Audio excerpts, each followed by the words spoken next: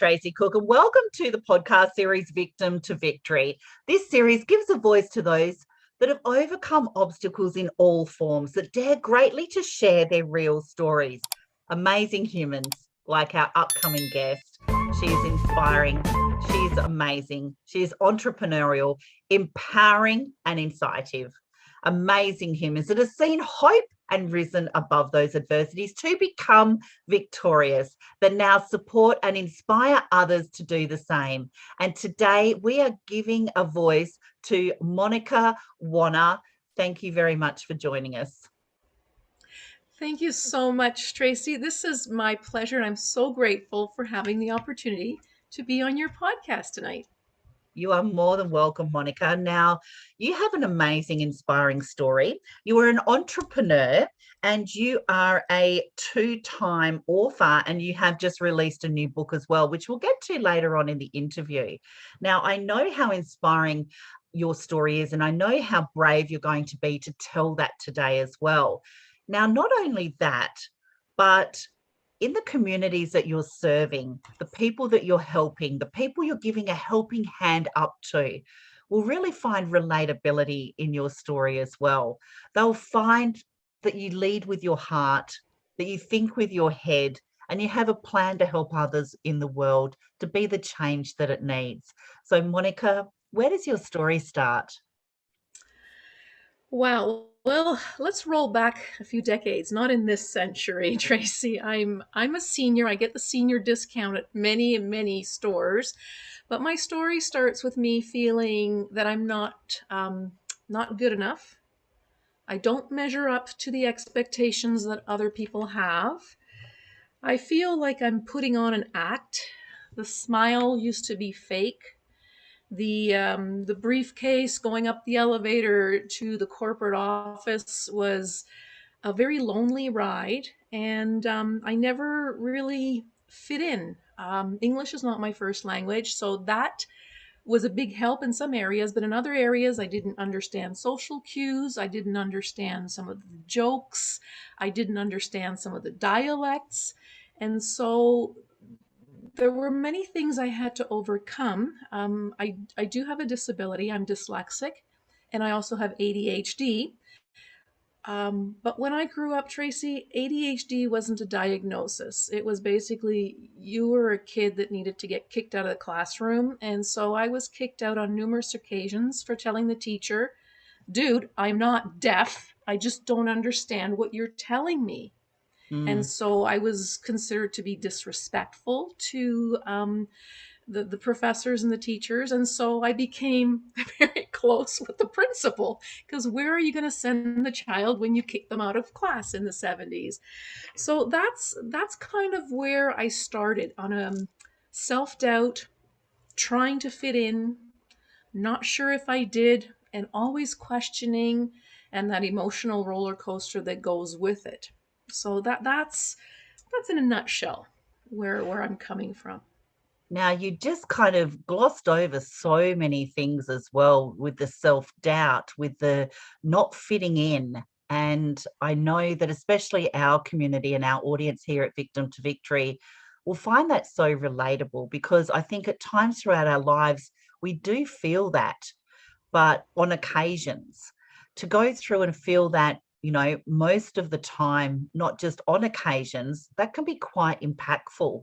And if you don't mind me asking, what is your first language? My first language, my dad was Swiss, my mom was German, so my first language was German. And then when I grew up in Montreal, I picked up French. And then when I went on to university, I learned English properly, by the way. And so I speak a dialect of German, not the office German.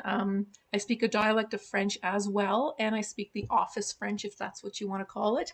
And I can speak some dialects of English as well. I don't speak Australian English, but I love the accents that you guys have. Oh, that's wonderful. So you're kind of multilingual, would they call it? Yeah. Yes, yes. How I think that's the term, fascinating. yeah. I think it is. Well, it is now. It is now. So when you're going through this self-doubt, take us to the thoughts and the emotions that you were feeling in these kind of social situations where maybe you were trying to fit in, you were kind of left out. What kind of doubts, what kind of mindset did you have through those times? Um, Not fun. I did not like crowds. I would hardly speak up, and if I did, it was because I was argumentative, because I stuck to a point and I really believed in something, but I couldn't take the process from A to Z to make my point because I was always squashed. So, in a high school setting, it's different. In a corporate setting, I would listen a lot more. I learned to listen more. You've got two ears and one mouth. I learned to take notes that I could read so that I could essentially get my point out right the first time, not three and four times later. So you do come up with a lot of coping mechanisms. And thankfully, nowadays, with a lot of the disabilities that people have, we have a lot of technology that can help. I use a font called Dyslexia that helps me read what's on the screen. And so we're so privileged nowadays, and I'm so grateful for everything that's just coming down the pipes to make my life a lot easier. So I don't want to. I'm not somebody to dwell on, oh, this woe is me stuff. It's my motto, Tracey, is everything is figure outable. It's always been my motto. Love Even when that. my dad, who was a contractor, when I got in trouble, he gave me a bucket of nails and I had to straighten those nails out. But for me, it was great because I got to spend time with my dad in the shop. So like everything had that positive to it, even though there was times when, oh geez, like there was the painful times, but I always had my glass half full, if you know what I mean. Mm. So I was always that positive person, but it's deep down in my heart there was days when that positivity, it was just not kicking in. But as you get older, you learn those coping mechanisms. You learn how to deal with things. You learn how to find what that superpower is inside of you, as opposed to being a disability. And what would you say your biggest superpower is? You're dyslexic. You grew up with having to develop your own coping mechanisms, and how you could actually find a way of doing things, and all of the stress and the worry around social situations and feeling left out and that self-doubt, having your cup still half full. Where did you draw that inspiration from on those hard days? I think both of my parents, being European immigrants, they came to Canada and they didn't understand the language, didn't understand the social aspects, and they started businesses. They were both entrepreneurs and they started businesses. And I grew up in a save and suffer type of a household. We didn't have a lot of money. You know, my mother sewed my clothes, which was terribly embarrassing when you're going to high school. Come on. We had the funny bread and the cold cuts on a piece of wood. Nowadays, it's like in vogue to have a Yeah. charcuterie board. But, you know, like I was telling, hey, mom, like, can't we afford real plates? Do we have to eat off of these wooden boards and, chop the rye bread up? So I think it stems basically from the upbringing and the positivity of the upbringing. Um, I put a lot of the pressures on myself of not fitting in because you're thrown into a bigger world than what your parents do. And you hit high school, the world gets bigger, and you go to university, the world gets even bigger. So especially with an immigrant family as well, because a lot of the way of doing things, like you said, we're eating food off grazing tables and wooden boards now, but that would have been your normal. That is how you Yeah. grew up, from very humble beginnings, being thankful, being in gratitude for what you have got. So that would definitely contribute to your glass half full. Now you're going on, raised by entrepreneurs that took a chance as an immigrant family, done it tough, overcome all of the obstacles, still had that insight and that glass half full approach. And now you're an entrepreneur, you're inspiring others, and you're still continuing with that glass half full mindset to help your community that you serve as well. Now, in your book that you have out, your chapter is called Making Alarms and Traffic a Thing of the Past. Tell us a little bit about your chapter in the Power of Yes book series number 2. Tracey, that was so exciting to write because that was almost the pivot point where I said, you know what, I'm done. Like, I always had to make sure everybody else was taken care of. And does this person have a mic? And do you have your notes? And does this person have this? And everything was run by bells. And I felt like Pavlov's dog. Every time the bell rang, I had to do something. Every time the phone rang, I had to answer this. And at some point, I just went, whoa, hold the phone here. This is not like, why am I spinning my wheels for someone else? Mm-hmm. Why am I putting those hours in so that somebody else can have that great life, or that extra cruise, or that extra flight, or the extra set of winter tires? I want to march to my drum, and that's always been inside of me. I've always wanted to march to my own drum. I've had little jobs. I mean, my first job, Tracey, now don't laugh. My first job, I think I was 6 years old, and I went and I picked the flowers in the field, and I went knocking door to door selling these bunches of flowers. And people would say, "Oh, lovely flowers. Here's your nickel. Keep the flowers." Well, wow, what a brainstorm. You can sell the same bouquet of field flowers to 7 Over and different over. people because they said, keep your flowers. So that entrepreneur was always in me because my parents had it. They made a go of it. I saw, the hardship. I saw the positivity, and I saw the failures. I saw it, been there, done it, got the t-shirts, you know, and so it was always in me, and I always wanted to do something like that. So I did the corporate thing. I always had something on the side. It was always something. But there was that one day in that conference room when everything just hit the fan and things were not going right. And I just thought, what am I doing here? Why am I the one running around doing this? Like fast forward, I need a VA. Yeah, So that's where it all, like in 2017, it just was like, that's it. Like, that's it. that was the And pivotal point.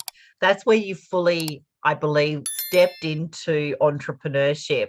Now, in the Power of Yes book, that you're a collaborative author, and the title of the book is Building Your Network Marketing Business Without Leaving Your Comfort Zone.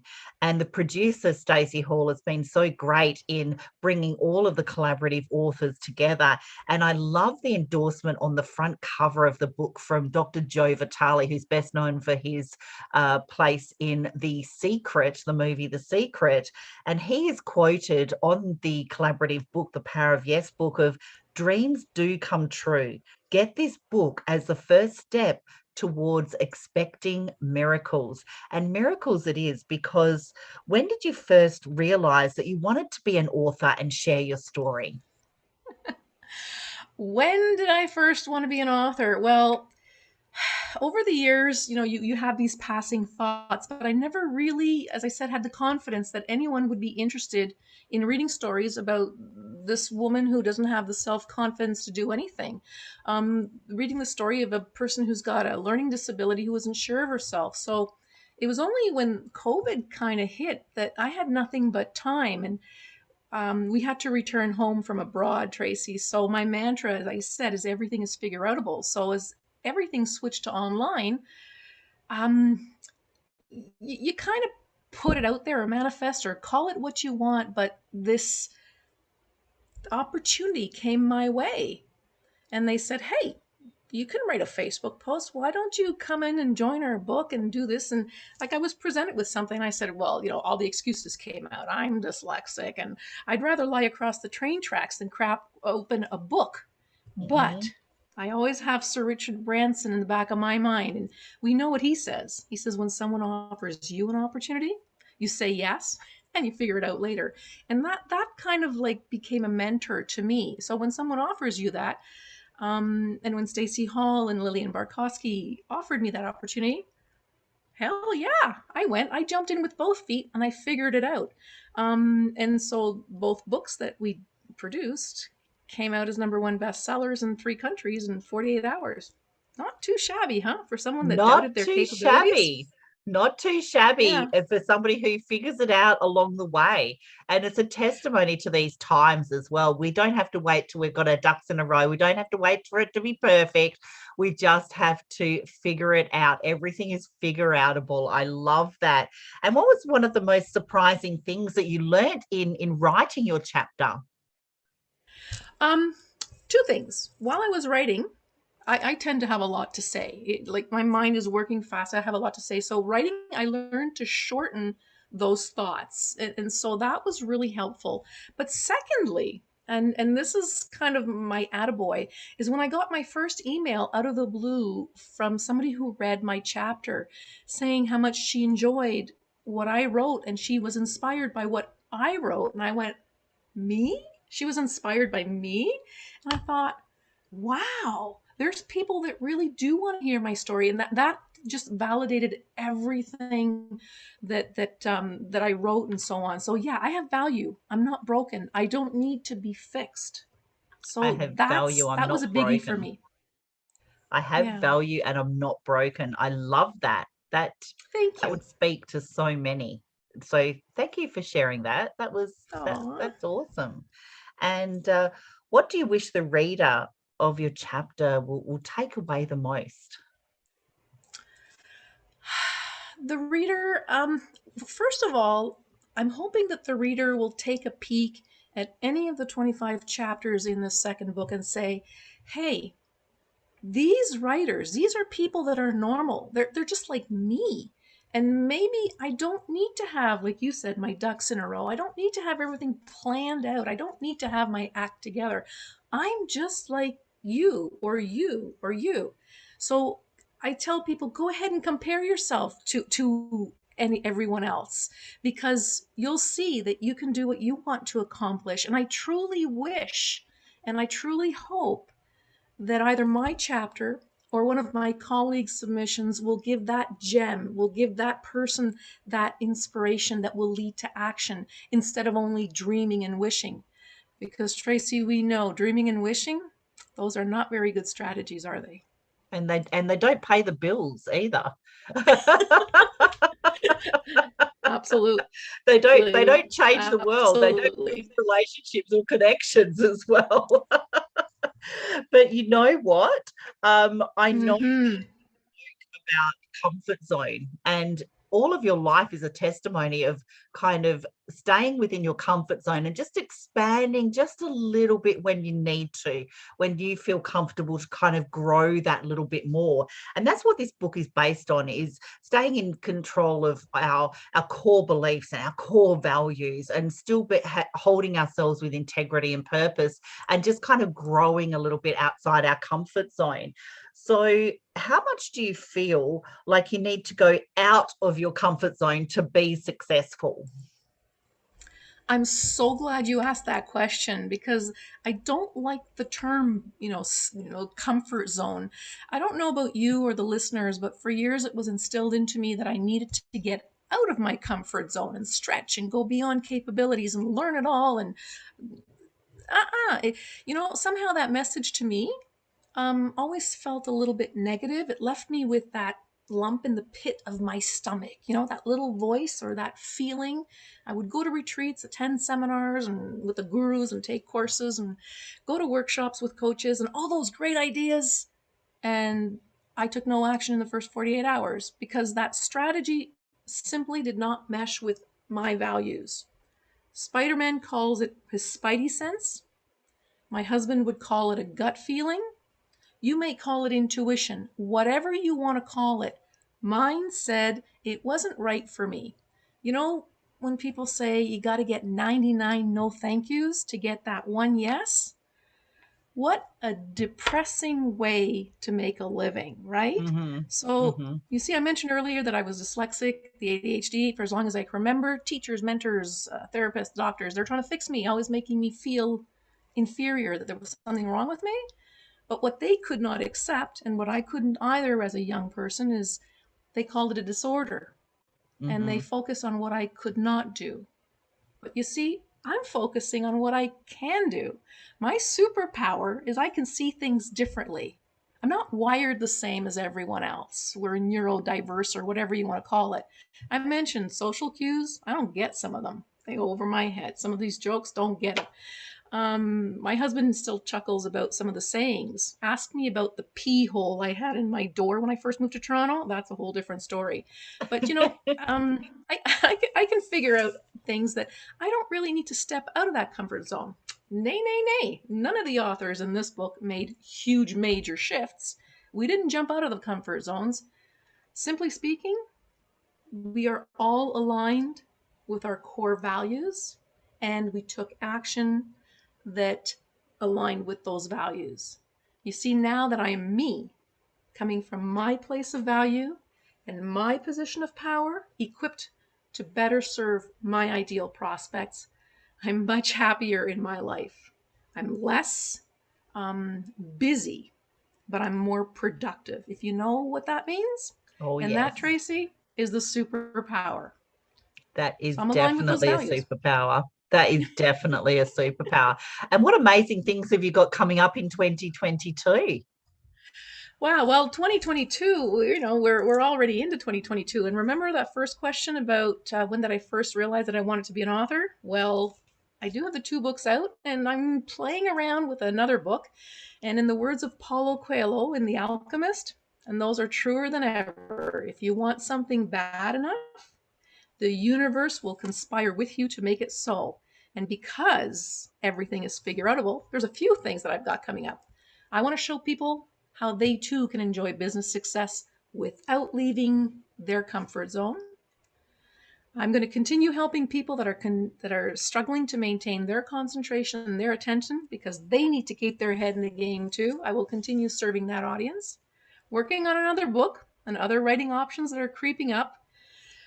Organizing a couple of book signings and some speaking engagements. But here in Ontario, we're pretty well locked down due to COVID, but it'll come about, no worries. And this snowbird here is looking to get through another Canadian winter without landing on my rear end with the ice outside. I think I'm the only Canadian that cannot skate. I'm a skier. I love that. How exciting. And how many lives you're going to impact and change and empower and inspire, all by staying within your comfort zone and just growing and stretching as it is in alignment with your core values and your belief. What a wonderful place to be. And what kind of message would you like to leave the audience on today, Monica? Hey, ladies and gentlemen, everything is figure-outable. I can't say it enough. And if somebody resonates with what I've said, please do reach out to me and let me know. I love connecting with like-minded people. And if you're not comfortable, let me know why too. I'd love to hear from anybody. That is fantastic. Thank you so much for being brave to share your story today. We'll be sharing where to connect with you. You are so appreciated, Monica. You are words of wisdom. You're a servant leader, and I love your insights from your different perspective as well. You can find the Victim to Victory podcast series on YouTube, Apple, Spotify, and our Facebook group. Please subscribe, share, and comment to help be the change that the world needs.